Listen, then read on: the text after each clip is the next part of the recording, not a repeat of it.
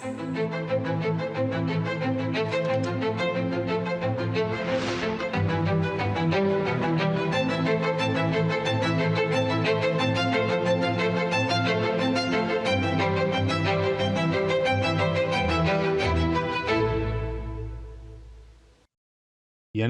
நாட்டு மக்களே, மனதின் குரல் நிகழ்ச்சியில் மக்களுடன் இணைவது, கற்றுக்கொள்வது மற்றும் நம் நாட்டு மக்களின் சாதனைகளை பற்றி பேசுவது எனக்கு மிகவும் மகிழ்ச்சியான அனுபவத்தை தருகிறது.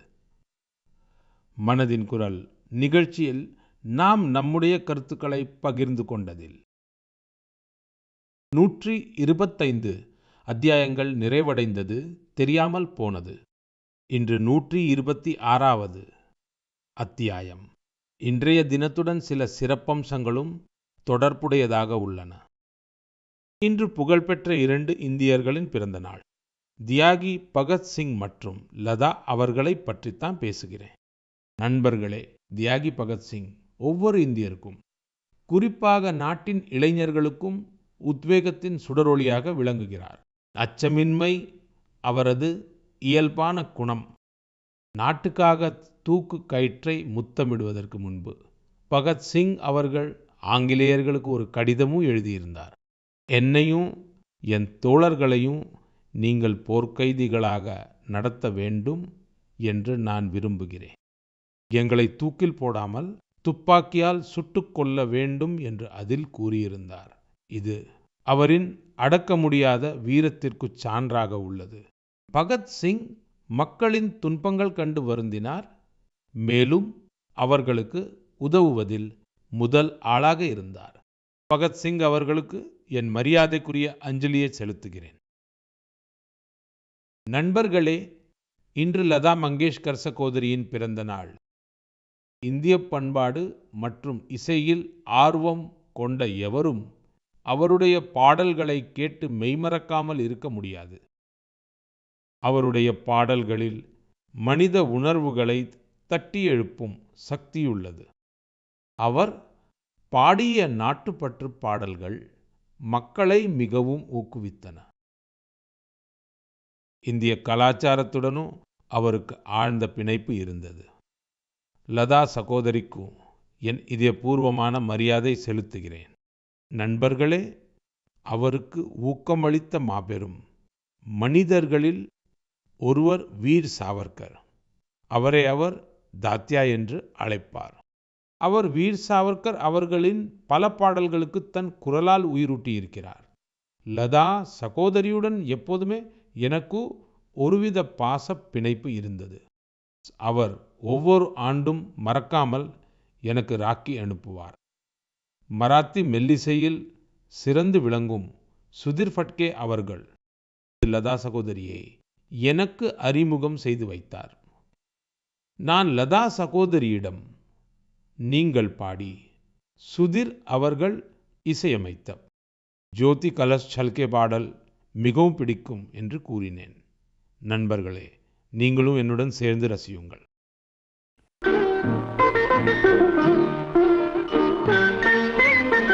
ज्योति कलश छलके,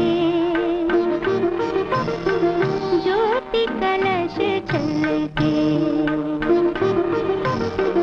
ज्योति कलश छलके, ज्योति कलश छलके, वे गुलाबी लाल सुनहरे रंग दल बादल के, ज्योति कलश छलके. மக்களே, இந்த நவராத்திரி வேளையில் நாம் சக்தியை வழிபடுகிறோம். நாம் பெண் சக்தியை கொண்டாடுகிறோம். வர்த்தகம் முதல் விளையாட்டு வரை, கல்வி முதல் அறிவியல் வரை, நீங்கள் எந்த துறையை எடுத்துக்கொண்டாலும் நம் இந்திய பெண்கள் அனைத்து இடங்களிலும் தங்களது அடையாளத்தை பதித்து வருகின்றனர். நினைத்து பார்க்க முடியாத சவால்களை கடந்து வெற்றி கொள்கின்றனர். நான் உங்களிடம் ஒரு கேள்வி கேட்கிறேன். உங்களால் தொடர்ந்து 8 மாதங்கள் கடலில் இருக்க முடியுமா? காற்றின் வேகத்தில் செல்லும் படகில் 50,000 கிலோமீட்டர் தூரம் கடலில் பயணிக்க முடியுமா? அதுவும் கடலில் எப்போது வேண்டுமானாலும் வானிலை மோசமடையலாம் என்ற நிலையில் உங்களால் முடியுமா? இதைச் செய்வதற்கு முன்பு நீங்கள் 1000 முறை யோசிப்பீர்கள். ஆனால் 2 துணிச்சலான இந்திய கடற்படை அதிகாரிகள் நாவிகா சாகர் பரிக்ரமா பயணத்தின் போது இதைச் செய்து காட்டியிருக்கிறார்கள். துணிச்சல் மற்றும் மன உறுதி என்றால் என்ன என்பதை அவர்கள் காட்டியிருக்கிறார்கள். இன்று மனதின் குரல் நேயர்களுக்கு இந்த 2 வீரர்களை நான் அறிமுகப்படுத்த விரும்புகிறேன். ஒருவர் லெப்டினன்ட் கமாண்டர் தில்னா, மற்றொருவர் லெப்டினன்ட் கமாண்டர் ரூபா. இந்த 2 அதிகாரிகளும் நம்முடன் தொலைபேசி இணைப்பில் இருக்கிறார்கள்.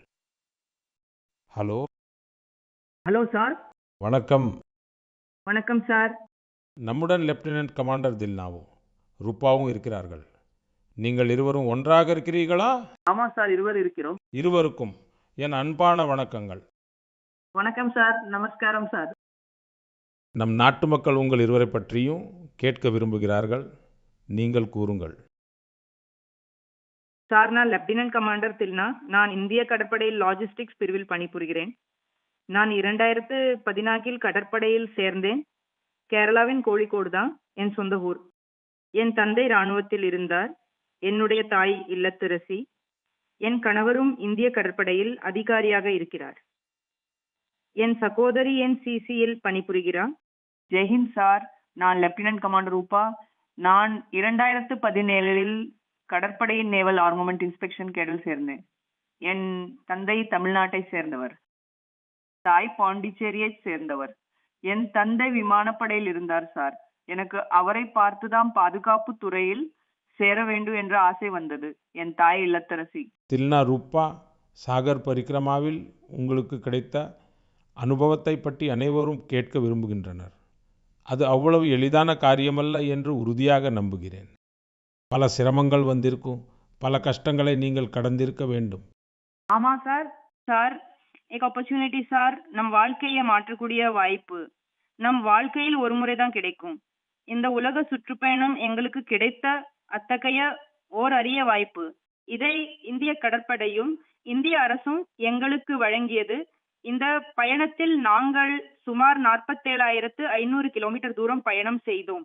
2024 அக்டோபர் 2 அன்று கோவாவில் இருந்து புறப்பட்டு மே 29 திரும்பினோம்.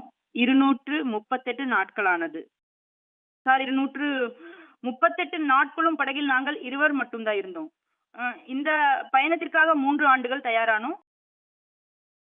வழிகாட்டுதல், தகவல் தொடர்பு, அவசர கால சாதனங்களை எவ்வாறு இயக்குவது, டைவிங் செய்வது எப்படி, படகில் மருத்துவ அவசர நிலை போன்ற எந்த ஒரு நிலையையும் எப்படி சமாளிப்பது, இவை அனைத்தை பற்றியும் இந்திய கடற்படை எங்களுக்கு பயிற்சி அளித்தது.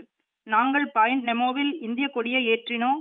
அதுவே இந்த பயணத்தில் மறக்க முடியாத தருணம் சார். பாயிண்ட் நெமோ உலகின் மிகவும் தொலைதூரமான இடத்தில் உள்ளது சார்.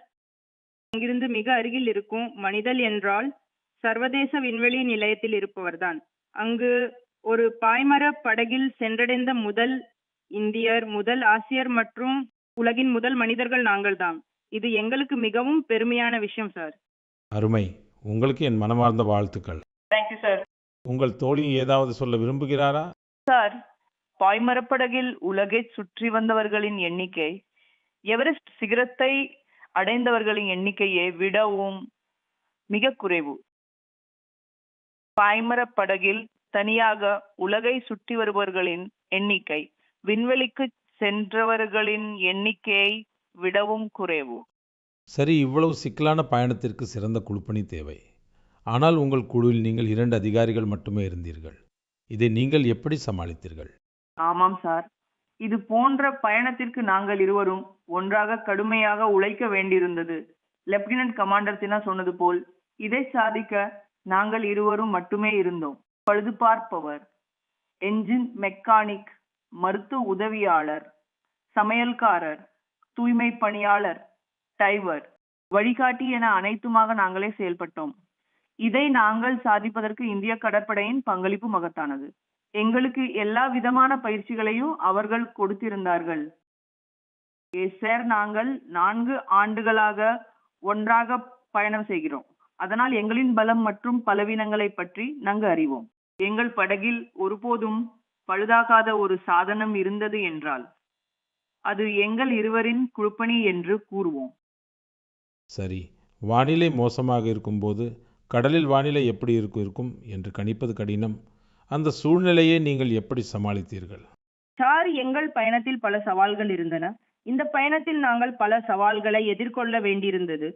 குறிப்பாக சார், தென்பெருங்கடலில் வானிலை எப்போதும் மோசமாக இருக்கும். அதோடு நாங்கள் 3 புயல்களை எதிர்கொள்ள வேண்டியிருந்தது. சார், எங்கள் படகு வெறும் 17 மீட்டர் நீளமும் 5 மீட்டர் அகலமும் கொண்டிருந்தது. சில நேரங்களில் 3 மாடி கட்டிடத்தை விட பெரிய அலைகள் வரும். இந்த பயணத்தில் அதிக வெப்பத்தையும் அதிக குளிரையும் எதிர்கொண்டோம். அண்டார்டிகாவில் நாங்கள் பயணம் செய்து கொண்டிருந்த போது வெப்பநிலை 1 டிகிரி செல்சியஸ் ஆகவும் காற்றின் வேகம் மணிக்கு 90 கிலோமீட்டராகவும் இருந்ததை நாங்கள் ஒரே நேரத்தில் எதிர்கொள்ள வேண்டியிருந்தது. குளிரிலிருந்து தப்பிக்க நாங்கள் 6 to 7 அடுக்கு ஆடைகளை அணிந்திருந்தோம். தென்பெருங்கடல் முழுவதையும் நாங்கள் 7 அடுக்கு ஆடைகளுடன் கடந்தோம். ஒரு சில சமயம் கேசடுப்பு மூலம் எங்கள் கைகளை சூடுபடுத்திக் கொள்வோம். சில நேரங்களில் நாங்கள் காற்றே இல்லாத போது நாங்கள் பாய்மரத்தை முழுதுமாக இறக்கிவிட்டு மிதந்து கொண்டிருப்போம். இது போன்ற சூழ்நிலைகள் பொறுமைக்கு சவாலாக இருக்கும். நாட்டு பெண்களின் உறுதியை கண்டு மக்கள் ஆச்சரியப்படைங்க. இந்த சுற்றுப்பயணத்தின் போது நீங்கள் வெவ்வேறு நாடுகளில் தங்கியிருந்தீர்கள். எங்க அனுபவம் கிடைத்தது? ஆமா சார், எங்களுக்கு மிகவும் நல்ல அனுபவம் கிடைத்தது. நாங்கள் 8 மாதங்களில் ஆஸ்திரேலியா, நியூசிலாந்து, போர்ட் ஸ்டான்லி மற்றும் தென்னாப்பிரிக்கா என 4 இடங்களில் தங்கினோம் சார். ஒவ்வொரு இடத்திலும் சராசரியாக எவ்வளவு நேரம் தங்குவீர்கள்?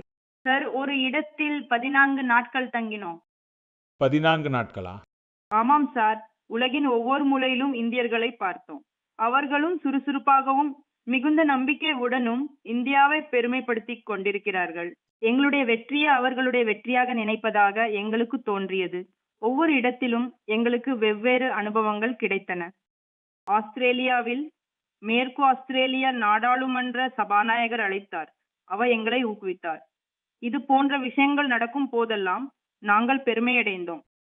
மேலும் நாங்கள் நியூசிலாந்துக்கு சென்ற போது அங்குள்ள மவோரி மக்கள் எங்களை வரவேற்று நமது இந்திய கலாச்சாரத்தை மரியாதையுடன் போற்றினர். இன்னொரு முக்கியமான விஷயம், போர்ட் ஸ்டான்லி தென் அமெரிக்காவுக்கு அருகில் உள்ள ஒரு தொலைதூர தீவு. அங்கு மொத்த மக்கள் தொகையே 3500 தான். இந்தியாவை பார்த்தோம். அங்கே 45 இந்தியர்கள் இருந்தார்கள். அவர்கள் எங்களை தங்களுடையவர்களாகவே கருதி வீட்டில் இருப்பது போன்ற உணவை ஏற்படுத்தினார்கள். உங்களைப் போலவே வித்தியாசமாக ஏதாவது செய்ய விரும்பும் பெண்களுக்கு நீங்கள் இருவரும் என்ன சொல்ல விரும்புகிறீர்கள்? நான் லெப்டினன்ட் கமாண்டர் ரூபா பேசுகிறேன். உங்கள் மூலமாக நான் அனைவருக்கும் சொல்ல விரும்புவது என்னவென்றால், நாம் மனப்பூர்வமாக உழைத்தால் இந்த உலகில் முடியாதது என்று எதுவும் இல்லை. நீங்கள் எங்கிருந்து வருகிறீர்கள், எங்கே பிறந்தீர்கள் என்பதெல்லாம் ஒரு பொருட்டே இல்லை. இந்திய இளைஞர்களும் பெண்களும் உயர்ந்த கனவுகளை காண வேண்டும் என்பது எங்கள் இருவரின் விருப்பம். எதிர்காலத்தில் அனைத்து பெண்களும் பாதுகாப்பு துறையிலும் விளையாட்டிலும் சாகசங்களிலும் ஈடுபட்டு நாட்டின் பெயரை பெருமைப்படுத்த வேண்டும். அதில்னா மற்றும் ரூபா, உங்கள் பேச்சை கேட்டு எனக்கும் மிகவும் சிலிர்ப்பாக இருக்கிறது. எவ்வளவு பெரிய வீர செயலை நீங்கள் செய்திருக்கிறீர்கள். உங்கள் இருவருக்கும் என் மனமார்ந்த நன்றிகள். நிச்சயமாக உங்கள் உழைப்பு, உங்கள் வெற்றி, உங்கள் சாதனை ஆகியவை நாட்டின் இளைஞர்களையும் இளம் பெண்களையும் ஊக்குவிக்கும். இதுபோல மூவர்ணக் கொடியை உயரப்பறக்க விடுங்கள். உங்கள் எதிர்கால முயற்சிகளுக்கு என் மனமார்ந்த வாழ்த்துக்கள். நன்றி சார். மிக்க நன்றி. வணக்கம். நமஸ்காரம். வணக்கம் சார். நண்பர்களே, நமது பண்டிகைகளும் திருவிழாக்களும் இந்தியாவின் கலாச்சாரத்தை உயிர்ப்புடன் வைத்திருக்கின்றன. சட் பூஜா என்பது தீபாவளிக்கு பிறகு வரும் ஒரு புனித பண்டிகை. சூரிய தேவனுக்கு அர்ப்பணிக்கப்பட்ட இந்த மாபெரும் பண்டிகை மிகவும் சிறப்பு வாய்ந்தது. இதில் நாம் அஸ்தமிக்கும் சூரியனுக்கும் அர்க்கியம் செலுத்தி அவரை வழிபடுகிறோம். சட் பூஜை நாட்டின் பல்வேறு பகுதிகளில் மட்டும் கொண்டாடப்படுவதில்லை, மாறாக உலகம் முழுவதும் அதன் சிறப்பு காணப்படுகிறது. இன்று இது ஒரு உலகளாவிய பண்டிகையாக மாறி வருகிறது. நண்பர்களே, இந்திய அரசும் சட் பூஜை தொடர்பாக ஒரு பெரிய முயற்சியில் ஈடுபட்டுள்ளது என்பதை உங்களிடம் சொல்வதில் மிகவும் மகிழ்ச்சி அடைகிறேன். இந்திய அரசு சட் மகாபர்வத்தை யுனெஸ்கோ வின் புலனாகா பண்பாட்டு மரபுரிமை பட்டியலில், அதாவது யுனெஸ்கோவின் கலாச்சார பாரம்பரிய பட்டியலில் சேர்ப்பதற்கு முயல்கிறது. சட் பூஜை யுனெஸ்கோ பட்டியலில் சேர்க்கப்படும் போது உலகின் மூலை முடுக்குகளில் உள்ள மக்கள் அதன் மகத்துவத்தையும் தெய்வீகத்தையும் அனுபவிக்க முடியும். நண்பர்களே, சில காலத்திற்கு முன்பு இந்திய அரசின் இதே போன்ற முயற்சிகளால் கொல்கத்தாவின் துர்கா பூஜையும் யுனெஸ்கோவின் இந்த பட்டியலில் ஒரு பகுதியாகியுள்ளது. நாம் நமது கலாச்சார நிகழ்வுகளுக்கு இதுபோலவே உலகளாவிய அங்கீகாரத்தை பெற்று தந்தால் உலகம் அவற்றை பற்றி அறிந்து கொள்ளும், புரிந்து கொள்ளும், அவற்றில் பங்கேற்க முன்வரும். நண்பர்களே, அக்டோபர் 2ஆம் தேதி காந்தி ஜெயந்தி. காந்திஜி எப்போதும் சுதேசியை பின்பற்றுவதை வலியுறுத்தினார். அவற்றில் காதி மிகவும் முதன்மையானது. துரதிர்ஷ்டவசமாக சுதந்திரத்திற்கு பிறகு காதியின் பொலிவு சற்று மங்கத் தொடங்கியது. கடந்த 11 ஆண்டுகளில் காதியின் மீதான நாட்டு மக்களின் ஈர்ப்பு அதிகரித்துள்ளது. கடந்த சில ஆண்டுகளில் காதி விற்பனையில் பெரும் வளர்ச்சி காணப்படுகிறது. அக்டோபர் 2ஆம் தேதி ஏதாவது ஒரு காதி பொருளை நிச்சயம் வாங்குங்கள் என்று உங்கள் அனைவரையும் நான் கேட்டுக்கொள்கிறேன். இது சுதேசி என்று பெருமையுடன் சொல்லுங்கள். இதை சமூக ஊடகங்களில் வோக்கல் ஃபார் லோக்கல் என்ற முழக்கத்துடன் பகிருங்கள். நண்பர்களே, காதியைப் போலவே நமது கைத்தறி மற்றும் கைவினைப் பொருட்கள் துறையிலும் பல மாற்றங்கள் காணப்படுகின்றன. இன்று நமது நாட்டில் இது போன்ற பல உதாரணங்கள் வெளிவருகின்றன. பாரம்பரியம் மற்றும் புதுமையை ஒன்றாக இணைத்தால் அற்புதமான பலன்கள் கிடைக்கும் என்பதை அவை உணர்த்துகின்றன.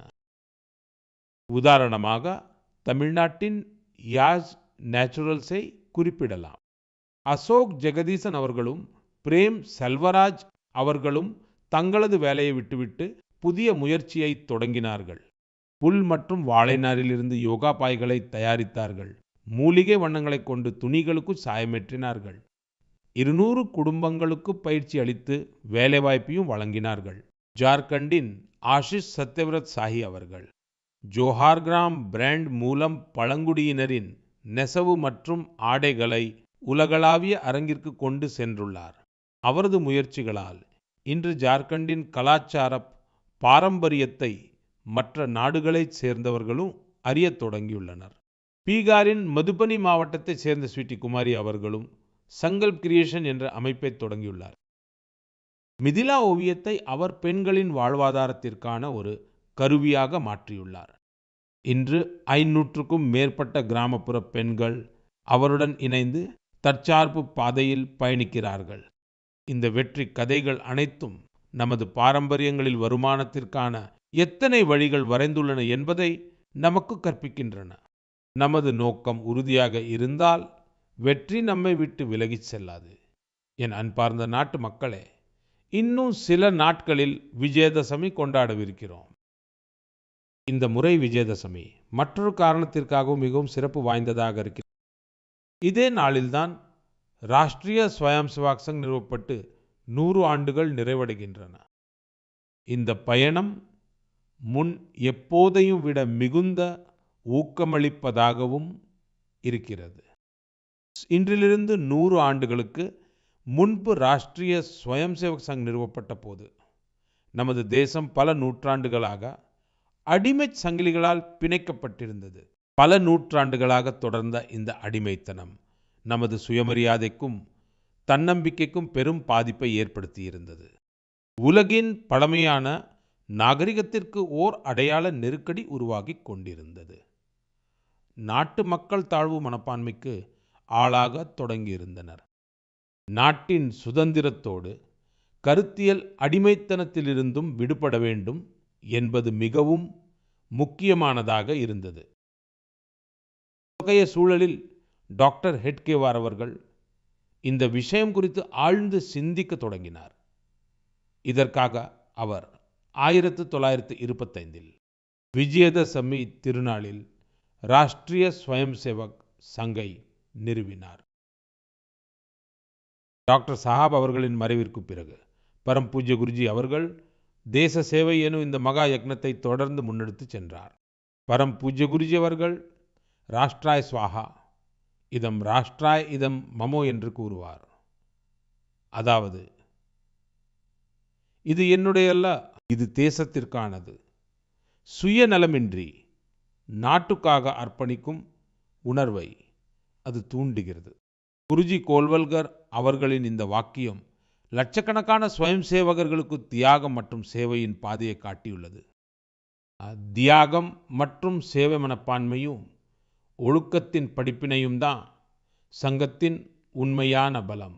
இன்று RSS 100 ஆண்டுகளாக சற்றும் தளராமல் ஓயாமல் தேச சேவை பணியில் ஈடுபட்டுள்ளது.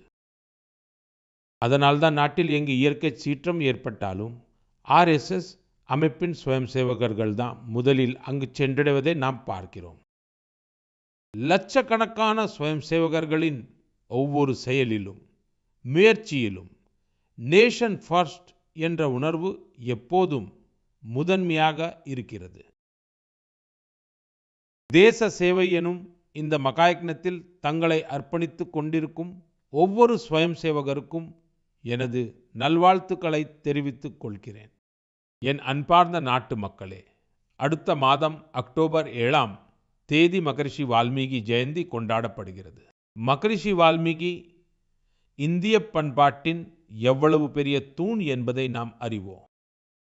பகவான் ராமர் அவதார கதைகளை இவ்வளவு விரிவாக நமக்கு அறிமுகப்படுத்தியவர் மகரிஷி வால்மீகி தான்.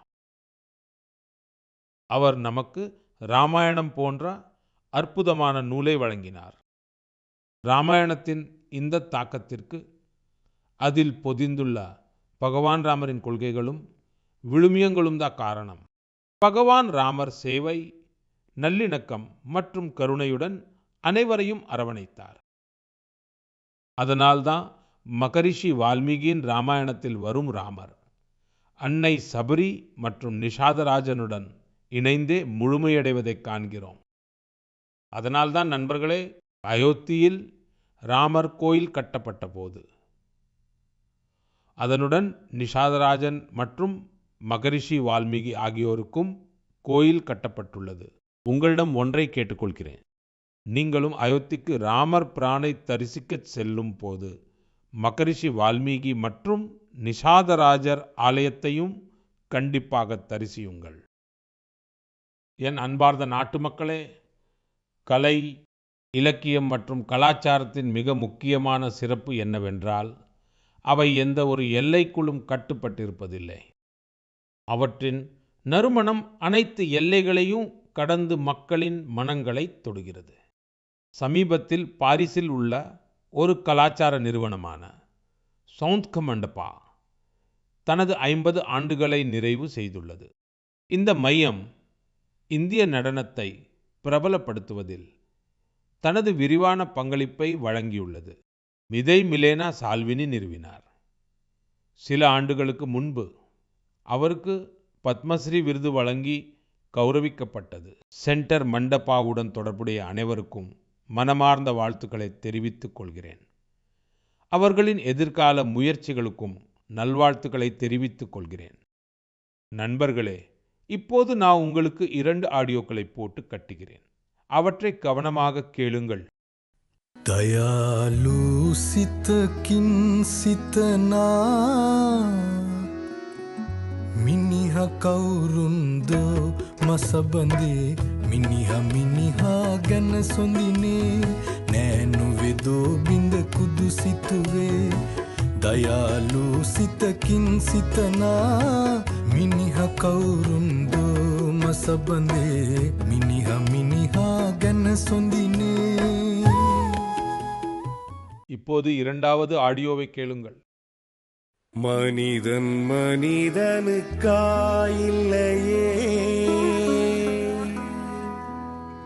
மற்றதுதான் இங்கு கவலைப்படும்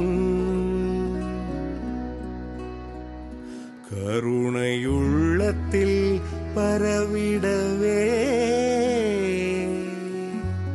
அன்பு செய்வாய் நீ என் தோழா மனிதன் மனிதனுக்காயில்லையே மற்றதுதான் இங்கு கவலைப்படும் கருணையுள்ளத்தில் பரவிடவே.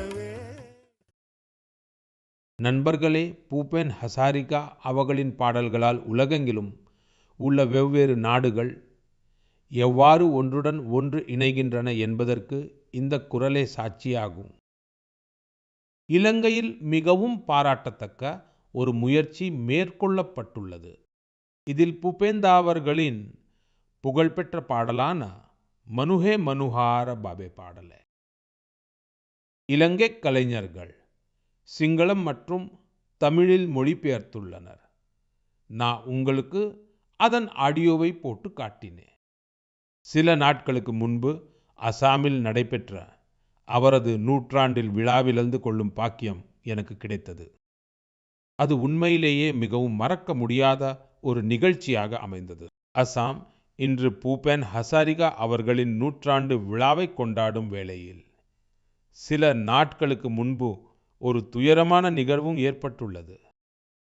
ஜூபின் கர்க் அவர்களின் அகால மரணத்தால் மக்கள் சோகத்தில் ஆழ்ந்துள்ளனர். ஜூபின் கர்க் ஒரு புகழ்பெற்ற பாடகர். அவர் நாடு முழுவதும் தனக்கென ஒரு அடையாளத்தை உருவாக்கினார். அசாமின் கலாச்சாரத்துடன் அவருக்கு மிகவும் ஆழமான பிணைப்பு இருந்தது. ஜூபின் கர்க் நமது நினைவுகளில் என்றென்று நிலைத்திருப்பார். மேலும் அவரது இசை வருங்கால தலைமுறையினரை மெய்மறக்கச் செய்யும். ஜுபின் கார்க் ஆசில் अहोमोर हमोस कृतिर उज्ज्वल रत्नो जनोतार हृदय तेयो हृदय जियाय थाकिबो. நண்பர்களே, சில நாட்களுக்கு முன்பு சிறந்த சிந்தனையாளரும் தத்துவ ஞானியுமான எஸ்.எல். பைரப்பா அவர்களையும் நம் நாடு இழந்துவிட்டது. எனக்கு பைரப்பா அவர்களுடன் தனிப்பட்ட தொடர்பும் இருந்தது. எங்களுக்கிடையில் பல சந்தர்ப்பங்களில் பல்வேறு விஷயங்கள் குறித்து ஆழமான உரையாடல்களும் நிகழ்ந்துள்ளன. அவரது படைப்புகள் இளம் தலைமுறையினரின் எண்ணங்களுக்கு வழிகாட்டும். கன்னடத்தில் உள்ள அவரது பல படைப்புகளின் மொழிபெயர்ப்புகளும் கிடைக்கின்றன. நமது வேர்கள் மற்றும் கலாச்சாரத்தின் மீது பெருமை கொள்வது எவ்வளவு முக்கியம் என்பதை அவர் நமக்கு உணர்த்தினார். நான் எஸ்.எல். பைரப்பா அவர்களுக்கு எனது உளமார்ந்த அஞ்சலியை செலுத்துகிறேன். இளைஞர்கள் அவரது படைப்புகளை படிக்குமாறு கேட்டுக்கொள்கிறேன். அன்பார்ந்த நாட்டு மக்களே, வரும் நாட்களில் ஒன்றன் பின் ஒன்றாக பண்டிகைகளும் மகிழ்ச்சியான தருணங்களும் வரவிருக்கின்றன. ஒவ்வொரு பண்டிகையின் போதும் நாம் நிறைய பொருட்களை வாங்குகிறோம். இந்த முறை ஜிஎஸ்டி பச்சத் உற்சவ் கூட நடந்து கொண்டிருக்கிறது. நண்பர்களே, ஒரு உறுதிமொழியை மேற்கொள்வதன் மூலம் உங்கள் பண்டிகைகளை இன்னும் சிறப்பானதாக மாற்ற முடியும். இந்த முறை பண்டிகைகளை உள்நாட்டு பொருட்களை வைத்து மட்டுமே கொண்டாடுவோம் என்று உறுதியாக முடிவு செய்தால் நமது கொண்டாட்டத்தின் பொலிவு பன்மடங்கு அதிகரிக்கும். வோக்கல் ஃபார் லோக்கல் என்பதை வாங்குதலின் மந்திரமாக ஆக்குங்கள். நம் நாட்டில் தயாரானதை மட்டுமே வாங்குவோம் என்று என்றென்றைக்குமாக உறுதியெடுத்துக் கொள்ளுங்கள். இந்திய மக்கள் உருவாக்கியதை மட்டுமே வீட்டிற்கு எடுத்து செல்வோம். இந்திய குடிமகனின் உழைப்பு எதில் உள்ளதோ அந்த பொருளையே பயன்படுத்துவோம். நான் அவ்வாறு செய்யும்போது நான் ஒரு பொருளை மட்டும் வாங்குவதில்லை, ஒரு குடும்பத்தின் நம்பிக்கையை வீட்டிற்கு கொண்டு வருகிறோம். ஒரு கைவினைஞரின் உழைப்பிற்கு மரியாதை அளிக்கிறோம். ஒரு இளம் தொழில்முனைவோரின் கனவுகளுக்கு சிறகுகளை அளிக்கிறோம். நண்பர்களே, பண்டிகைகளின் போது நாம் அனைவரும் நமது வீடுகளை சுத்தம் செய்வதில் ஈடுபடுகிறோம். ஆனால் தூய்மை என்பது வீட்டின் 4 சுவர்களுக்குள் மட்டும் நின்றுவிடக்கூடாது. தெருக்குயிர்ப்பு பகுதி, சந்தை, கிராமம் என அனைத்து இடங்களிலும் தூய்மையை பேணுவது நமது பொறுப்பாக மாற வேண்டும். நண்பர்களே, வரவிருக்கும் காலகட்டம் பண்டிகை காலமாகவே இருக்கிறது. தீபாவளி ஒரு வகையில் மாபெரும் திருவிழாவாகவே ஆகிவிடுகிறது. உங்கள் அனைவருக்கும் தீபாவளி நல்வாழ்த்துக்களை தெரிவித்துக் கொள்கிறேன். ஆனால் அதே சமயம் நாம் தற்சார்பு அடைய வேண்டும் என்பதை மீண்டும் வலியுறுத்துகிறேன். நாட்டை தற்சார்பு உடையதாக ஆக்கிய தீர வேண்டும். அதன் பாதை சுதேசி வழியாகவே முன்னோக்கி செல்ல வேண்டும். நண்பர்களே, மனதின் குரல் நிகழ்ச்சி இத்துடன் நிறைவடைகிறது. அடுத்த மாதம் மீண்டும் புதிய சரிதங்களுடனும் உத்வேகங்களுடனும் சிந்திப்போம். அதுவரை உங்கள் அனைவருக்கும் என் நல்வாழ்த்துக்கள். நன்றி.